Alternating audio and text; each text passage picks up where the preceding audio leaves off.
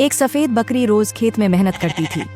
पास के पेड़ पर एक हरा तोता बैठा रहता और चिढ़ाता, इतनी मेहनत क्यों करती है? बकरी बोली, मेहनत का फल मीठा होता है। कुछ ही हफ्तों में खेत में आमों का मीठा पेड़ उगाया।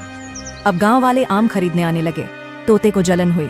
एक रात वो आम चुराने आया, लेकिन बकरी ने जाल बिछा रखा था। तोता पकड़ा गया। बकरी हंसकर बोली, मेहनत चुराई नहीं जाती। तोता बोला, अब मैं भी मेहनत करूंगा। अब दोनों साथ खेत संभालते हैं।